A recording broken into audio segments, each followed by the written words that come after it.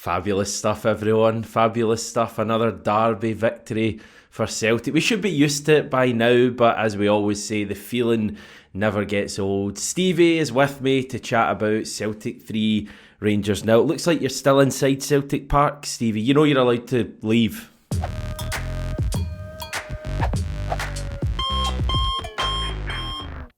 Yes, home and all that, isn't it? It's the reality is, Hamish, I've got nowhere to go, and Celtic are the only ones that will take me.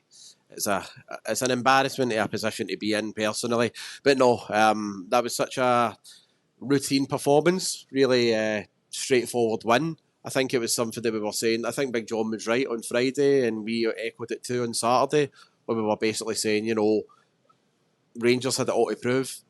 We were supremely confident that Celtic would put in a good performance and get 3 points. And after a pretty ropey 10 minutes, other than that, I think Celtic were just so superior.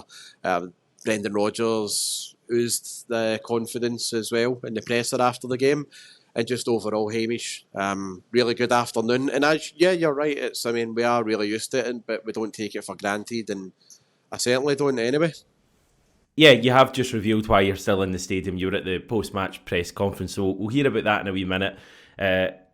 Amazing afternoon, everyone. Hope you enjoyed it wherever you were watching. It was a funny game, Stevie. I just thought it was so easy, so comfortable.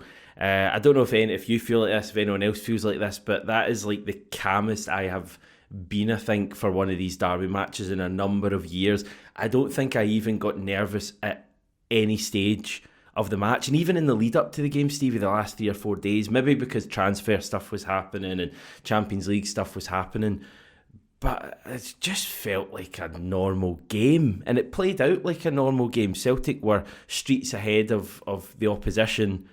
Is this what this derby's become now? Do we just turn up and just win relatively easily with no fuss? Because I'm all for that.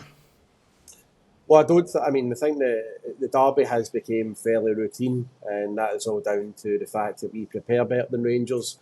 We put ourselves in a position to succeed more than Rangers do. And obviously at the end of the game there, the Rangers will be looking for excuses, whereas, winners don't have to do that, which is a testament as to where, the two clubs are just now, Hamish. But yeah, I would say it's got to that point now that, and I think we've said it before, that we can't really measure ourselves against Rangers anymore. I think Rangers have to come back for these, and the starting point for them is just getting something from us. For us now, I think we have to look at a higher level. I think the squad are capable of that, and I really do feel strongly about Europe being our main barometer this season. Obviously, I think these games are going to be massive, and I think these games are obviously why, when like the majority of the fans pay mental money week in, week out, and it's just it's so satisfying to get one over your rivals.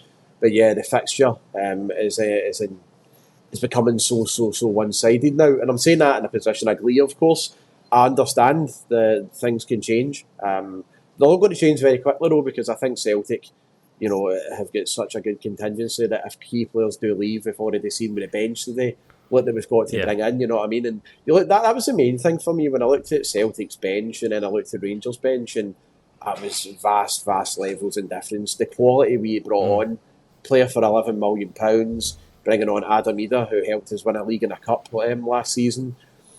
And then you're looking at who Rangers brought on, that boy Ross McCausland. And I would absolutely hate to be in their position. And, thankfully we're not. Thankfully we are in a position now where we can gloat like this, and I hope it continues for years to come, Hamish. But yeah, in answer to your question, I think that it's got to that stage now where this fixture that I think Celtic are just overwhelming favourites, man for man, far stronger on the pitch. And even when, as I said to you on Saturday in the video on the dugout, we've got just a far better manager and staff there, and I can't see that changing. Certainly this season, I can't see that changing anytime soon. Yeah, I mean, you talk about the subs bench, Stevie, but you look at the lineup that started the game, and like the player for player, it's so much stronger than Rangers, and the midfield especially.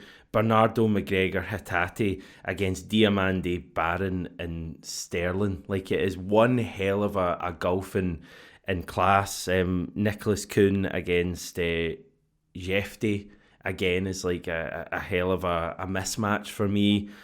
Dyson Maeda against Tavernier, we know how that goes now. That's not a surprise. Kyogo against those two, whoever the hell they pulled off the street to play at the back today. You're just licking your lips, and this is how we all feel as fans. This is how we feel these games should go. But Celtic still need to turn up and play their football, and we did that today. The interesting thing for me was that Rangers actually started the game pretty well. Certainly they were aggressive in their press. Callum McGregor wasn't getting time on it. You'll have had a better view at the game, I guess, than me. But we were nervy at the start of that game. We couldn't really get out. And Rangers had, no major chances, but a couple of half chances, balls fired across, and I think a header went wide. The start of the game, as much as I say it was really easy looking back, the overall game, the start of the match was interesting. Yeah, Hamish, the opening 10 minutes I felt were nerve-wracking. We weren't on it at all. Think our midfield, and we said before the game that Rangers have always had that holding two. Clement's always deployed two holding midfielders, and then he went with the classic number 10. The number 10 was always a balloon, whether that was Todd Cantwell or Thomas Lawrence. Like they never had the legs, and that's why we overran them. But I noticed today he went with a flat three with Diamande, Wonderkid Barron, and also what's his face, Sterling as well. So he went with those three, obviously, in midfield. And for the first 10 minutes, I thought, and it wasn't just me, everyone around us, 112, was thinking, Christ, it wasn't a case that he's got Brendan's number here, but we felt Rangers are actually doing something different here. And there was a really big chance, I think it was Proper, I believe it was, that missed the header. And right. I think it was Proper, I'm sure it was. There was one in the first minute that Proper had, literally the first minute. They got a free kick, but I think it was maybe Dessers, but it was right before our disallowed goal. Right before the disallowed goal, aye. But that's what I mean, that one, I thought it was Proper. But again, I've literally not saw any. I've not saw any highlights, so I'm willing to be corrected there. But as I say... It could have been Roy Cropper, I don't really care, to be honest. No, so that was the main part. The fact that we marshalled that well and we seen it out after the first 10 minutes, which rightly, as you said, we weren't on it at all, and generally it was a pretty flat performance. I think the key one for me was that when Paulo Bernardo got a real grip in that game, I thought he was magnificent, a tremendous performance. And unfortunately, I was actually going to speak about Paulo Bernardo specifically in the presser today, and some guy for the rags got there beheaded it. So I just went, you know what, I'm not going to ask one of the forced questions, I'm just going to say fair enough. But I thought Bernardo, when he got to grips with the game, I think Celtic really upped it. Rangers couldn't live with us after that. And Bernardo was a real key focal point for how we ran out with the 3 points and how we put in the performance that we did. Everything went through him, and he was so combative as well, Hamish. I think he will be a massive player for us this season, permanently now under Rodgers. He's settled, he knows what it's all about. But just yet again, that is another game where Paulo Bernardo against Rangers has terrorised them quietly. In fact, in the past, he's been quietly efficient. But see there, he really dominated it. He actually put a real rubber stamp on his authority in there today.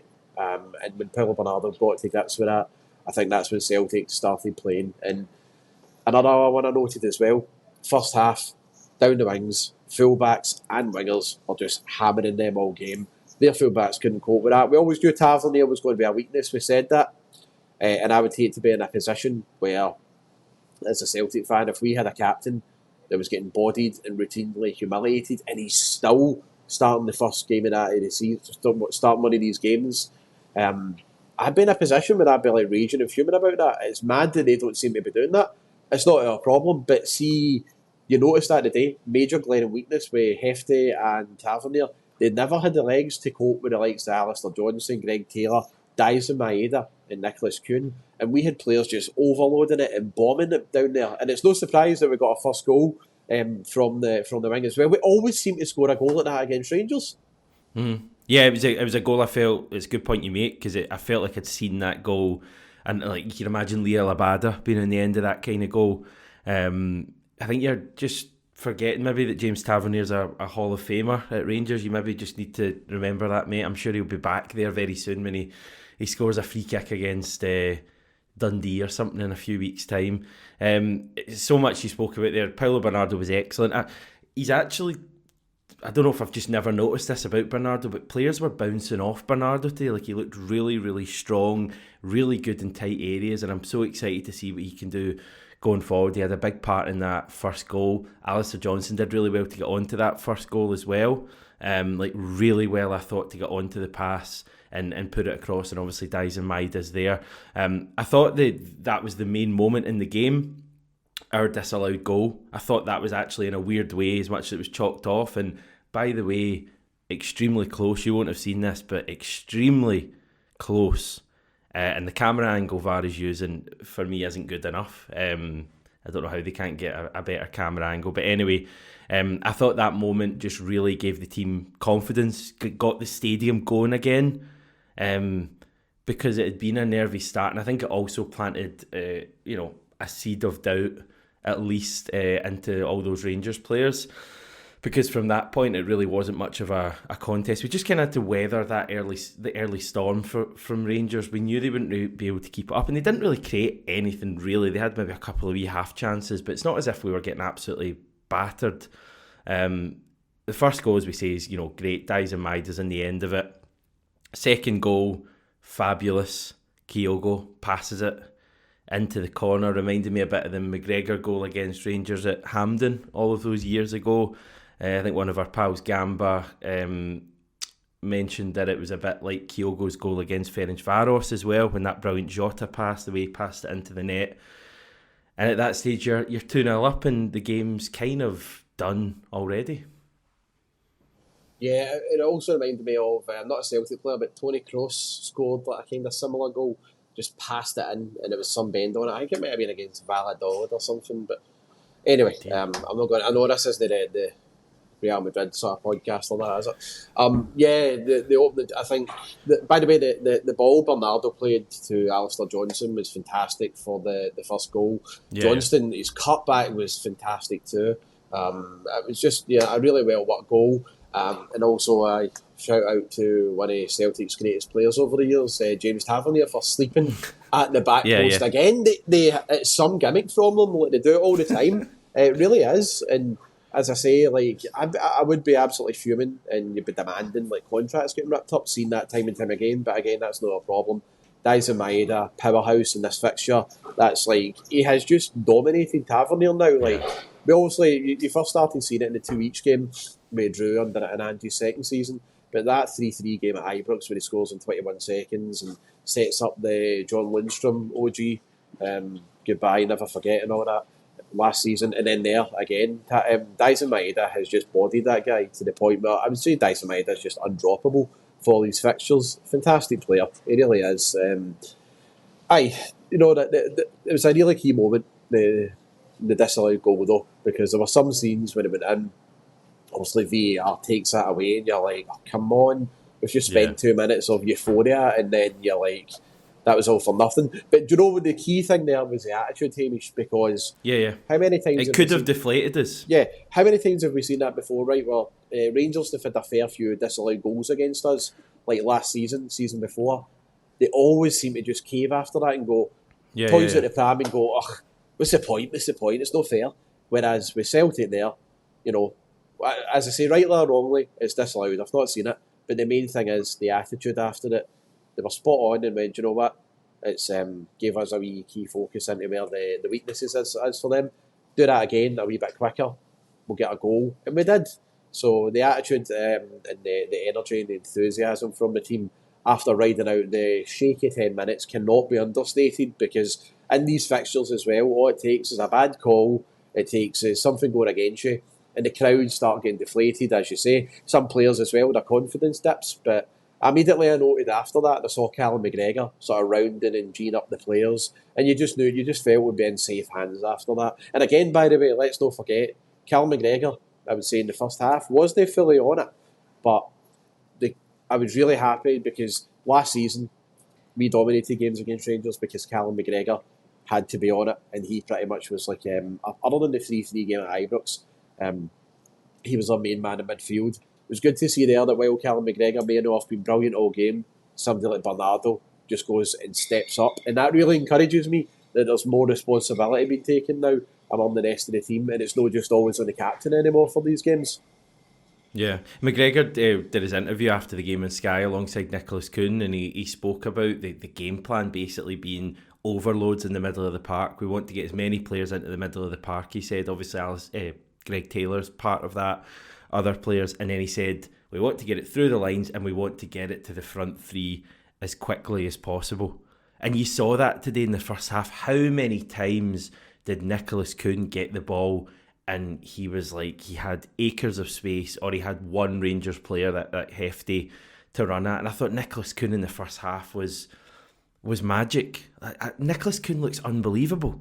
But the thing I love about him is there's more to come, because there's still things he does, and you go, see, if you just tighten that up slightly, you're going to be unbelievable. But he looks so quick, he looks so alert. I think Nicholas Kuhn, I honestly cannot believe the change in that guy from last season. I honestly, in the summer, I was thinking this guy just doesn't have it. He's not going to have it. And now he looks sensational. I love him. And he was brilliant in that first half. Kyogo obviously got his goal. Arguably could have had two. Arguably could have had three, because he missed that chance in the second half that he just never looked convincing with at all. But he was brilliant in that first half. Just a total nuisance for that Rangers backline. Maida was brilliant. I actually tweeted at half-time, Stevie, and I basically went through the entire team and said he was brilliant because Bernardo was brilliant, Kuhn was brilliant, Kyogo was brilliant, Maida was brilliant, Alistair Johnson was brilliant, Greg Taylor was brilliant, Liam Scales had a fabulous game today. Carter Vickers, who just always goes under the radar, but Carter Vickers was brilliant. I mean, those two at the back. I mean, I know we've signed Austin Trusty, and we all think he's probably going to come in and be our centre back, but like, you're not taking Liam Scales out right now after that kind of performance. So, and even at the end, Kasper Schmeichel's making saves. Hopefully, I've not left anyone out there. I just thought it was a brilliant team performance.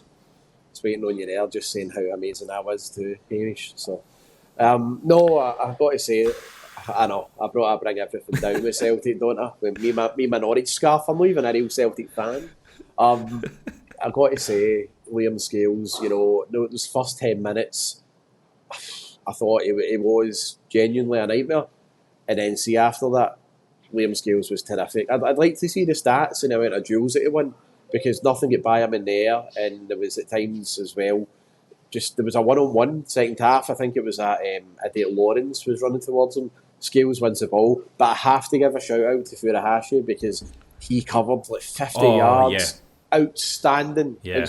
And that's it. This team are just working for each other now. We saw it in pre-season, we saw it against Kelly, we saw it against Hibs twice, and now we've seen it against St Mirren, and then today they've just kicked on. And most surprisingly too, I actually think we can play better. Like, I don't think I'm out of order saying that. I think we've played better this season, and I think at times in the second half it got a wee bit sloppy and scrappy.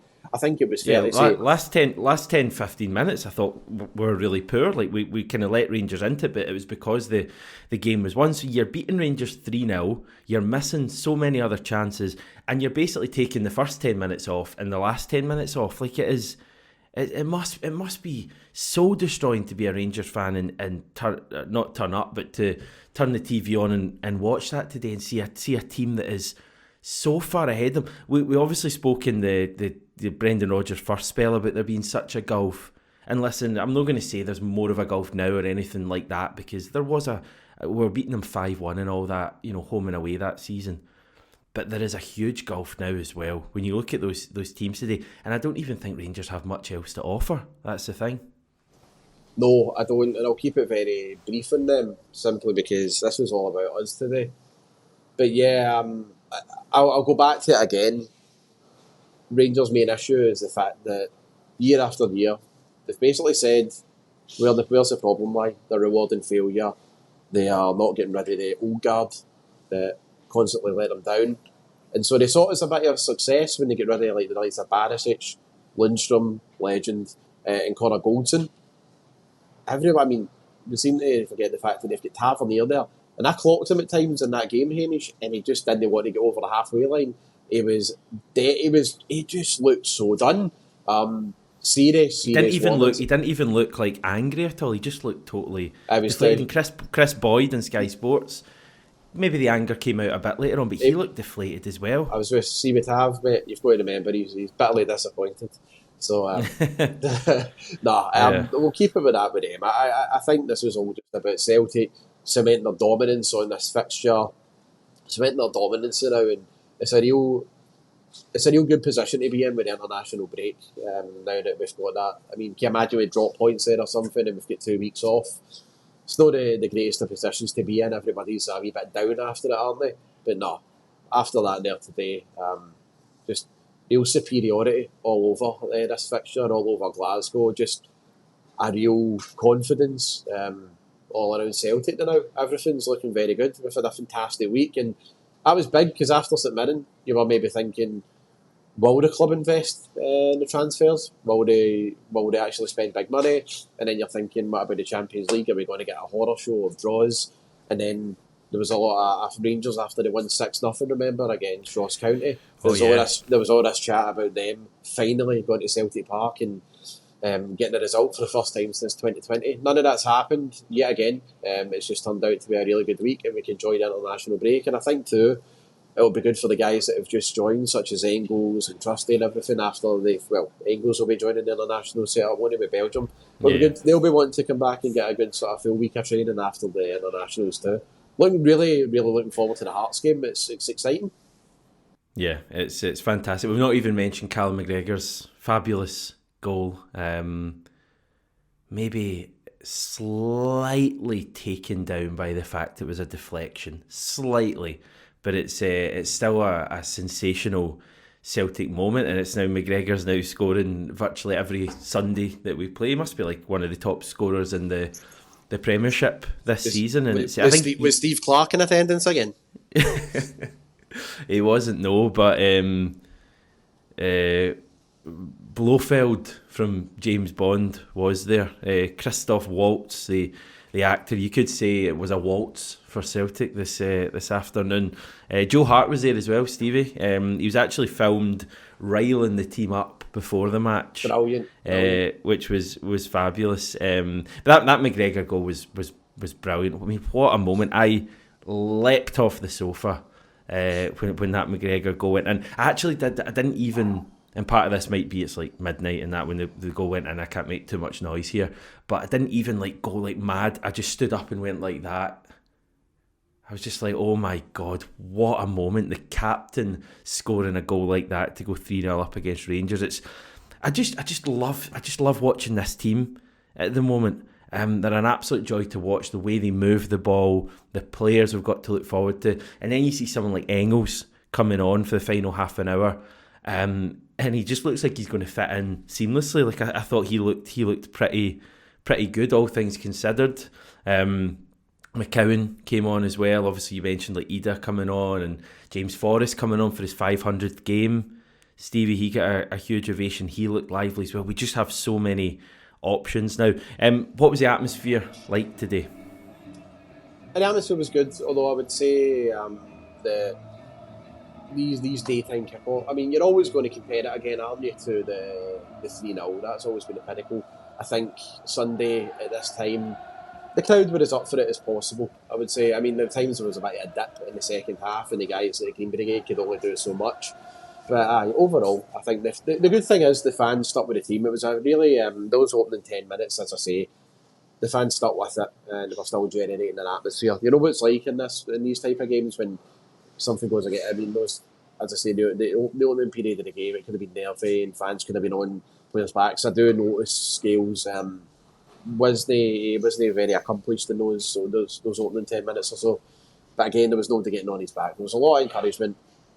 And then as soon as we got that offside goal, everybody seemed to get right up for it as well. So I would love to see, I think I might be, I'm not, Celtic fans don't want to see it in Celtic when they be opposed to seeing I think one midweek game per season would be amazing. That would be brilliant. I mean, I don't know why you would have it because it's a great product for Sky. It's something to build on, and it would be the atmosphere. Whether it's at Ibrox or Celtic Park, I don't care, but I think there always should be a midweek game because the Sunday 12 or half 12 kickoffs, they do my head in. And also it's more boozing time after it and everything, but I would like to see a return of the midweek kickoffs again. Is that you hinting to get away to the pub? I won't keep you for much I'm longer, actually, Stevie. No, Don't worry about I'm off that. it. I've got to go and pick up the rain. But have a couple tonight. Don't worry about that. I've got to go and pick up the rain. They're heavy for me. Yeah. Neil Lennon was at the game as well today. So good to see him at Celtic Park.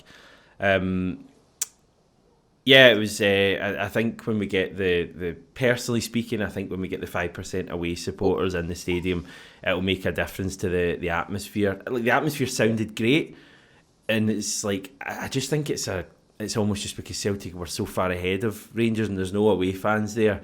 The atmosphere, I thought sounded great, but it sounded just like people were just almost treating it like an average victory for us. But I think that will change as we go forward and get away fans back into the stadium.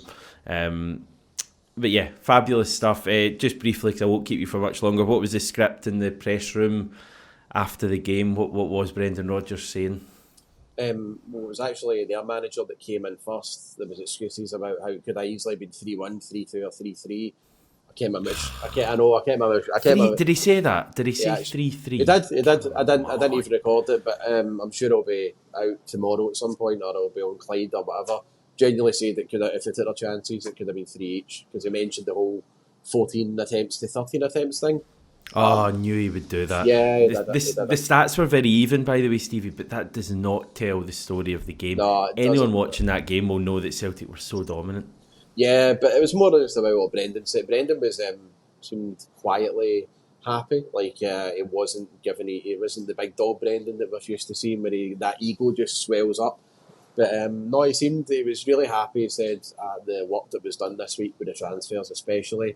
He talked up Paulo Bernardo as well, and this is quite important as well. So he really, really big. I've actually sent it over to you, so I don't know if you'll play that. We'll do it tomorrow's video. Okay, sent it over in email, but you'll hear it, and he really praised Liam Scales. He did not. He really went out of the way actually to say just how important Liam Scales was last season, because I think the question was, we had Austin Trusted's already coming in. How is Liam Scales' position going to? Is it going to be under threat, or is it going to be players that will have to look out for competition? But certainly going off that performance today and going off the way that he spoke about him, I think Liam Scales is going to be the first choice on CCV for some time to come. But again, we'll be able to hear that one tomorrow. Okay, interesting. Just fabulous stuff, everyone. As I always say after these games, I hope you just have a wonderful time wherever you are in the world, whatever time it is. I'll be heading to my bed after I get this video up, and you can just all look forward to waking up in the morning and just, that feeling when you wake up and you just remember that you've battered your rivals.